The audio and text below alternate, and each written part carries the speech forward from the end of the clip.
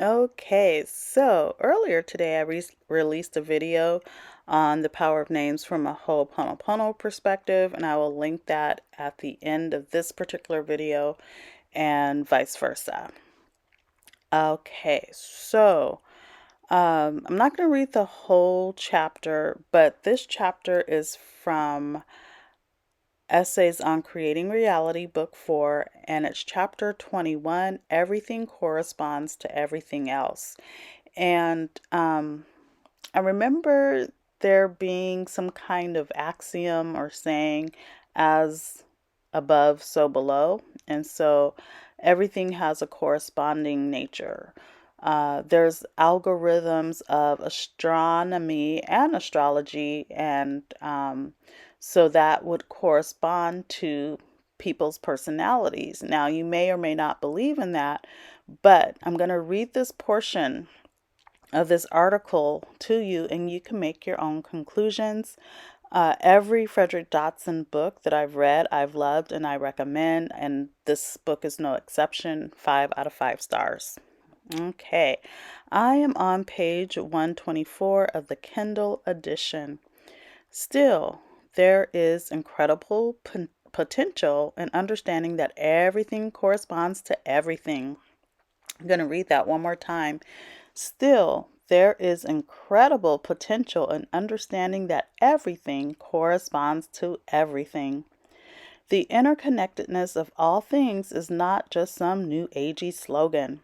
The higher organization of all things is profound. An example: by getting to the vibratory root of your current life, you can wipe out several issues at once. Why? Because they often all correspond to each other and arise together as a package. Let's say you have been into shallow breathing instead of breathing into the navel. Incidentally, the navel corresponds to the nose, but I can't explain to you why. It's just one of those abstract knowledge things. Navel breathing also corresponds to the spiritual level of consciousness, which also corresponds to intuition, which also corresponds to increased health and 1,000 other things. So from what has happened to me, as I have breathed more into my belly, as I do belly breathing, I'm more calmer. That has a calming effect on me. And by being calm, you're able to think clearly. So if you're in a panicked mood or panicked mode, you're not able to think rationally. But and usually when you're in a panic mode, you're not really breathing and taking the time to breathe deeply. You're not really breathing deeply. So I can understand what he's saying here. He goes on to say shallow chest breathing corresponds to the mind, corresponds to the eyes, corresponds to overfocusing, corresponds to tension, corresponds to stress, corresponds to less health, etc. So merely by changing one single item of your whole package, in this case your breathing, you might release several hundreds of issues over time. Your health improves, your voice improves, your calm improves, your connection to the spiritual improves. And so, what's coming to mind is I know people who snore. And so I can see exactly what he's saying because when you snore, there's sometimes not an opportunity, but from what I remember being explained to me, snoring produces you to be woken up in the middle of the night, and then you might not go back to sleep. You might be up for hours on end, and then when you're up, you might be apt to stay up, and then you might be apt to eat during the middle of the night, so on and so forth. It creates a domino effect. Okay. In domino effect, these improvements also affect your relationships and your professional situations. So, take snoring, for example. You're not able to breathe deeply, and so you're up in the middle of the night. When you're up in the middle of the night, you're more cranky. You might even be more prone to get into car accidents, and please clear that. I'm sorry, please forgive me, I love you, thank you. Because you're up in the middle of the night, you're cranky, and then you don't feel rested, you're not restful, you might get headaches. And then when you're behind the wheel of a car, you might fall asleep.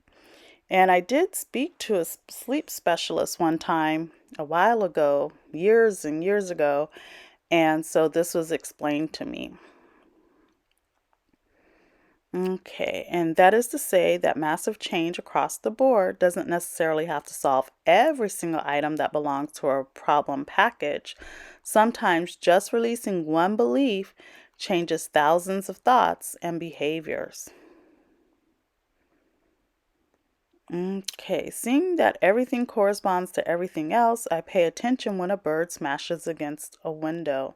You guys, this happened to me, and not only did it smash up against the window one time, it kept doing the same thing repeatedly, and I had to pay attention on that one. He goes on to say, maybe that means I ought to stop thinking what I was just thinking before the bird hit the glass.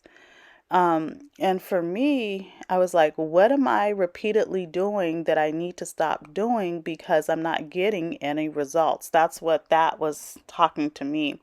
And that happened a while ago, maybe 6 years ago. So I don't remember, but I did get the knowledge in that moment of what I needed to stop doing. Sometimes I'll look at a logo. He goes on to say, sometimes I'll look at the logo of a company before I decide to do business with them. I look at deeper meanings in everything. That's not the same thing as superstition, by the way. Superstition is mixed with fear. Without the fear aspect, it's simply curiosity. And for me, I would say it's an awareness that you have. In coaching, I might recommend a course of action to you based on your first and last name or the painting hanging on your wall. How crazy does that sound? Don't worry, I'll also make recommendations based on what you tell me, a reading of your emotional state, and beliefs, and many other clues. The point is that oftentimes all of these things correspond with each other in a mysterious way. A recent student by the last name of Baker wasn't sure he should enter a relationship with a woman he had met. I had asked her what her last name was. I think he meant to say I had asked him what her last name was. It was Breed. Oh, interesting. Okay, I was about to say, well, did I make the switch in my mind? But no, I think that that's a typo. I asked him what her last name was. It was Breed. I looked it up on the internet and found out that it's an ancient derivative of bread. So, should the baker get together with the bread? You tell me. Knowing the order of the universe helps me to avoid unpleasant realities and enter pleasant ones. And looking for a print company recently, I found one, but below their company name, they have the statement Solutions Limited. Yes, I understand that limited refers to a type of company, LTD, limited, but it was an easy sign for me not to choose them. When I went back to my car, I saw that their building was only half painted. Solutions Limited indeed. A few months ago, I drove through a neighborhood where I intended to buy a piece of real estate. Seeing that most houses were eerily painted in dark brown, glowing red, and green, dark green, I decided that I didn't want to buy the real estate before I even saw it. Why, you might wonder? That's because painting houses in these colors, when they contrast starkly to the surroundings, represent negative energy. That's one of the many things I can't properly explain and haven't even bothered to explain, but you can feel it for yourself. Imagine light blue skies, fluffy white clouds, lovely green trees and lawns, and in the middle of that, a house glowing in dark crimson red. The mentality of that is unwilling to align with its surroundings or aggressive. What kind of mindset would you have to live in a house the color of dried blood and mud? Now, if it were only for that one house, I would have ignored it, just as one anomaly. Or if that same house were in red desert surroundings, but in fact, there was not a single pleasant looking house in the area. The architecture had a lot of pointy shapes, jagged edges, and misalignments. None of the houses were white, light beige, gray, or in any way understated, as if each house was competing with the other to be as ostentatious as possible. And so I never bothered wasting time looking at the house. I tell you this so that you see there is not only the obvious to look at, in this instance, the documents and contracts on the property, but vibratory signs. As I paused because I just got a download. Wow, wow, wow. And I read this a long time ago, but I love that I'm reading this again so that I can be more aware and to be on the lookout of signs. And and sometimes the signs are very subtle. And I'm not the type of person to just exclude a person from my life just based on, one thing. It's a multitude of things, a pattern. Because, like the title of this says, everything else is related to everything else. Everything corresponds to everything else. So usually it's not this just one thing, it's usually a multitude of things. A positive instance of house purchased occurred with a house in a lovely street name side by, excuse me, I'm going to read that over. A positive instance of house purchased occurred with a house in a lovely street name sided by gigantic trees on the left and a hedge on the right. I believe he meant to say on a lovely street name. But again, this information is gold.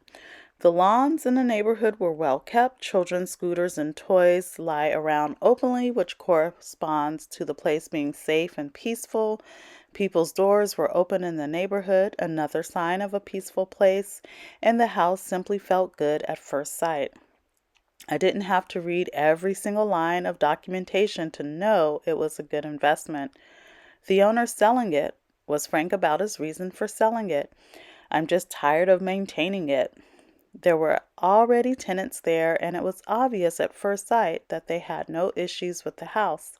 When asking them whether there is anything wrong with the house, there was no reaction in their eyes other than a searching for something that might be wrong. If they were attempting to cover up problems, they'd quickly have said, "There are none."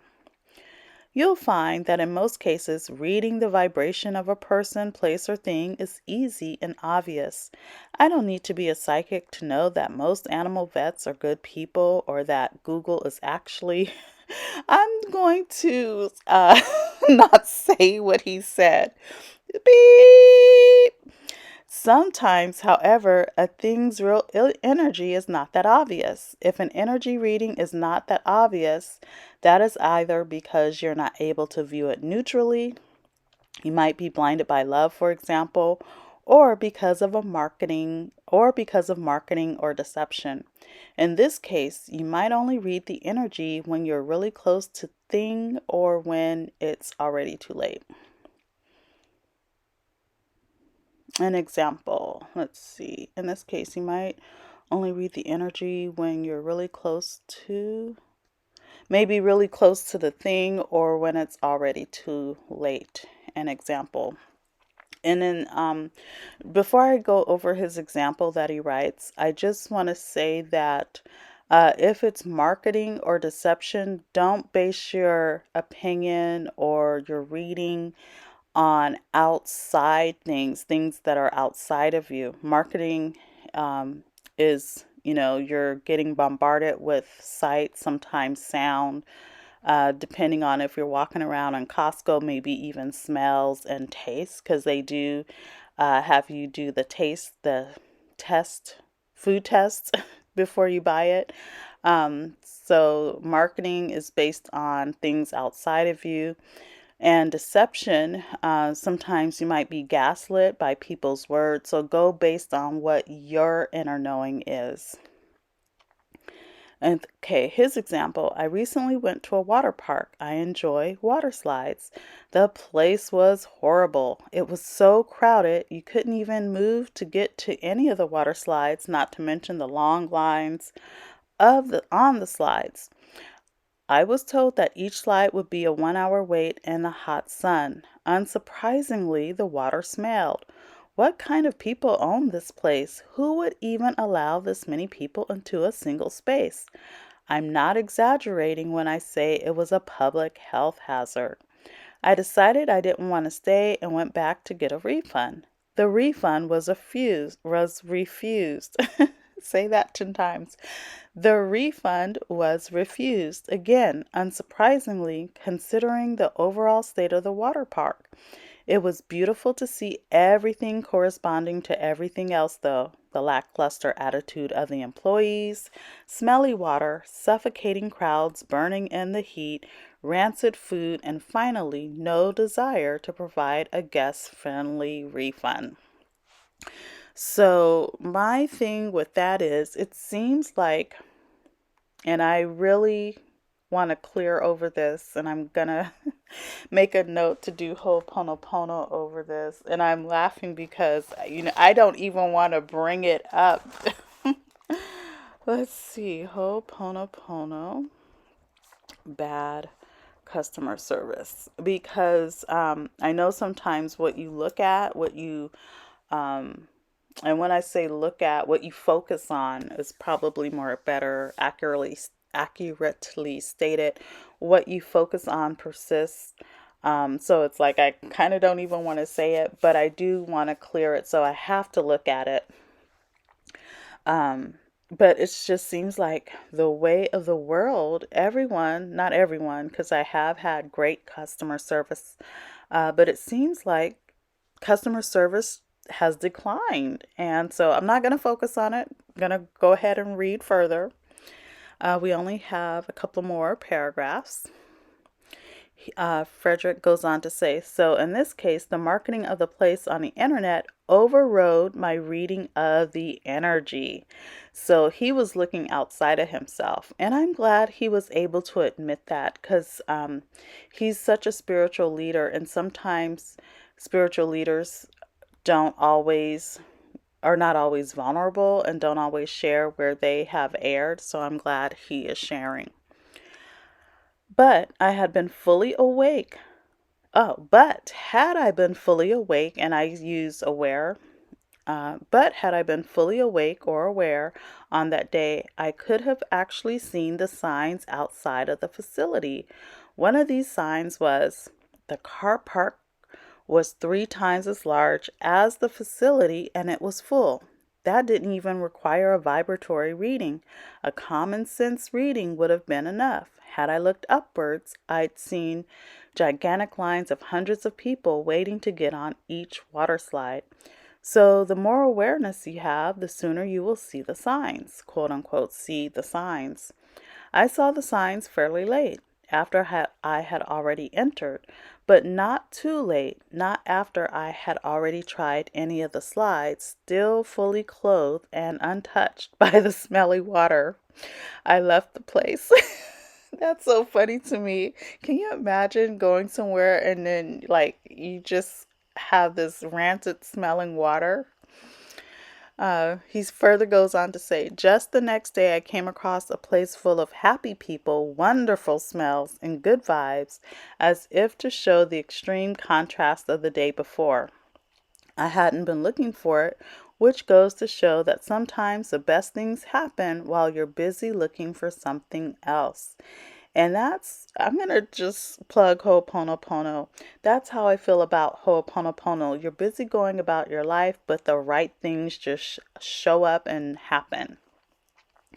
I have received a lot of email telling me that Levels of Energy was the book that changed their life the most. The reason for that is that everything corresponds to everything else at a particular frequency. There are few things more worthwhile than knowing what's good for you and what isn't. Chef's kiss. Mwah. I love this chapter. Okay, so that is it for that. And so just to, if it wasn't clear, just to say the power of names. He talked about, he gave great examples with the baker and with the company. But of course, you don't have to just go by the name, because sometimes people can ascend past their name, especially if it's a negative name. Look to the signs. You know, how is the person behaving? The company had had a half painted building. So that was a limited solution. That was an example of a limited solution. And so everything corresponds to everything else. And I just love the examples he provided. If you have any questions or comments, please leave them below. And if it wasn't clear, I definitely recommend this book. I just got a ding on my watch. So yes, and it says you did it.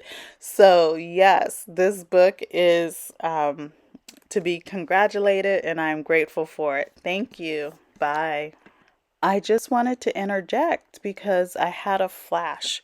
Um, so as I've been doing Ho'oponopono over corruption, people are not aware of how they appear or how they act. So, by you being aware, this is an antidote to corruption because you are walking in awareness. And I really hope that makes sense, not only rationally, but at a heart level, because this is how we can be in the world, sometimes in the midst of things that are corrupt, but we don't have to fall prey to the things that are corrupt. Okay, for real this time. Bye.